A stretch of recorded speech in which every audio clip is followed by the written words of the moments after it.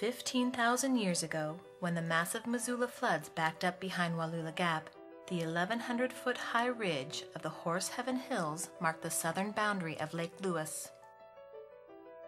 At Canoe Ridge and at Destiny Ridge, the soils are comprised of sandy loam and sand over flood gravels. Grapevines struggle in these soils and must develop deep and extensive root systems to sustain them through periodic droughts. Currently, more than 6,000 acres of wine grapes are cultivated in the Horse Heaven Hills, and there are plans to expand. Nearly 70% of the region is suitable for growing high-quality grapes, depending on water availability.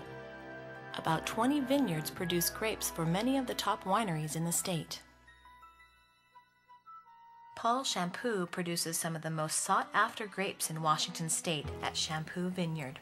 When they're this color green, it means photosynthesis is working just the way that it should. And all the energy is being manufactured by that leaf. All that energy is going into the fruit right now. It's all going downward, into the fruit. And that's just what it should be. It's big fruit up front and silky tannins, silky big tannins. And the fruit that comes off these vines accentuates the flavor, the varietal character of the vine. The older they get, the better they get.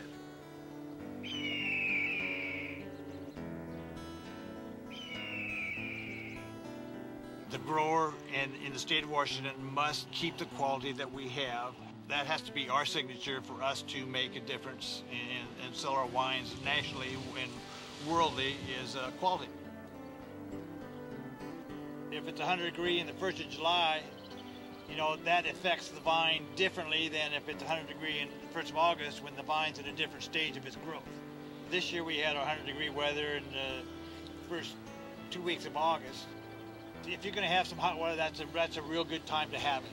So keep your eye out for an 05 from the state of Washington. Believe me, trust me, that's my story. I'm sticking to it.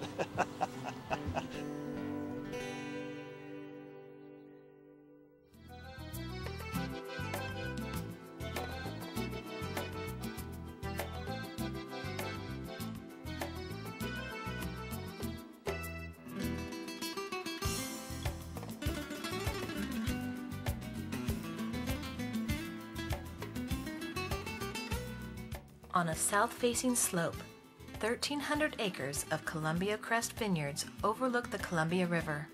Columbia Crest Winery has grown to become the top producer in Washington state. Kevin Corliss has extensive experience with this property as he is Director of Viticulture for all of St. Michel states from Canada to Oregon. Washington has the combination of perfect climate and also a general philosophy of quality that come together to produce wines of distinction and diversity. Even though Washington's similar, it's also very different from region to region. It makes for wines that are very interesting and truly show the terroir of Eastern Washington. We control water. Water is like an accelerator on a grapevine. If you add water, the vine grows vegetatively, grows leaves and more shoots. If you withhold water at certain periods of time, the vine slows down, it creates lignified woody tissue, and it starts to move carbohydrates into the fruit to ripen the fruit and get ready for winter. So we use that tool. It's probably the most important management tool that we have viticulturally in Washington. The impact of wind on a vine is that it grows a different size canopy, generally smaller and also more open. It also helps protect the fruit from disease because most diseases don't like constant wind. Wind also slows down photosynthesis in the middle of the summer. When it's very windy and hot, the vine responds by slowing down photosynthesis, and it can delay harvest just a little bit and give a very warm region a slightly delayed harvest. Eastern Washington is a beautiful place. Not only is there a vast diversity of fresh fruits, vegetables, meats, etc., but wide open spaces. Recreation, hunting, fishing would be interesting to people from outside the region. It's a completely different attitude of the growers and the winemakers in the area. With Washington Wine Tours, it's my first time touring, I guess, Washington Vineyards, and really enjoyed myself. This was a little bit more kind of down-to-earth type of experience than it was in Napa. It was beautiful, but I just found it a little bit kind of a little stuffy. This is just like we pick grapes, we crush the grapes, we stomp the grapes, we drink the grapes. Really just such a fun experience. This is absolutely breathtaking, and I'd recommend it to anybody. This has just been the funnest day.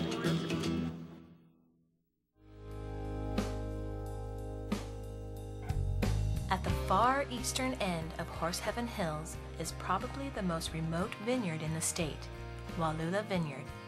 If you are lucky enough to visit this spectacular vineyard, bring a sense of adventure and a four-wheel drive.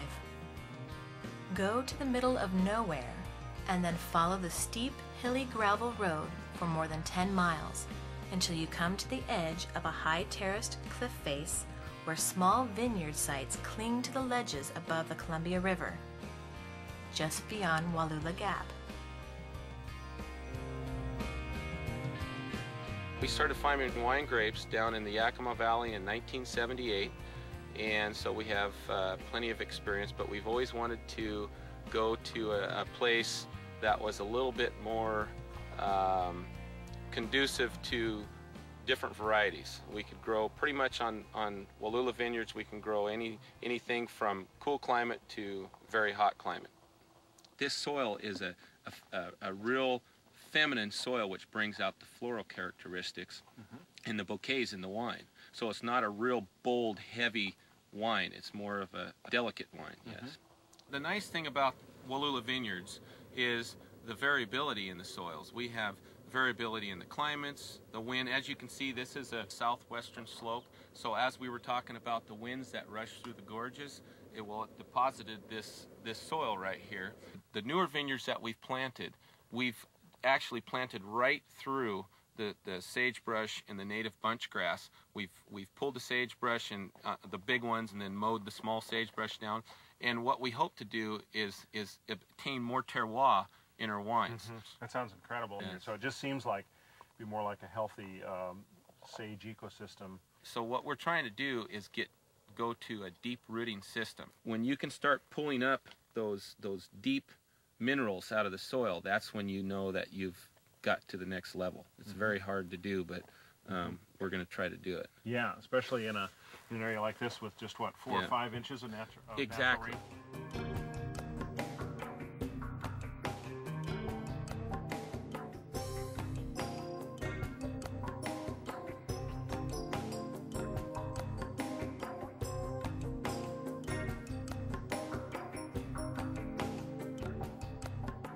We have huge deposits, as you well know, and you've seen in these canyons here of just hundreds of feet of pure gravel.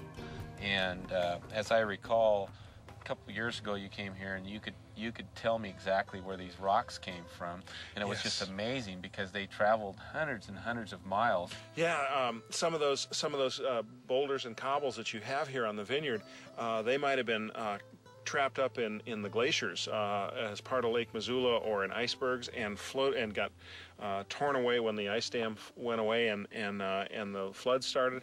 They might have been swept with icebergs down here. The icebergs might have gotten swirled into one of these side canyons as the floods were draining away and the water was going away, and we literally were left with icebergs sitting on this site, if we can even imagine that. And then over a few months or years or maybe decades, those icebergs would have melted out, leaving those gravels behind, and there they are today to tell us about that. Yeah. Well, Missoula floods came through here. They peeled back the layers of the Columbia River basalt, the bedrock lava flows here, and the floods just exploited the weakness in those lavas and created all of these benches that we have in this landscape and that we can see across the canyon.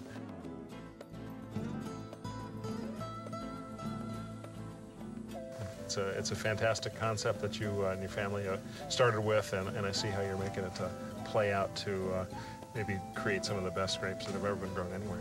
We hope. All right. Thank you, Alan.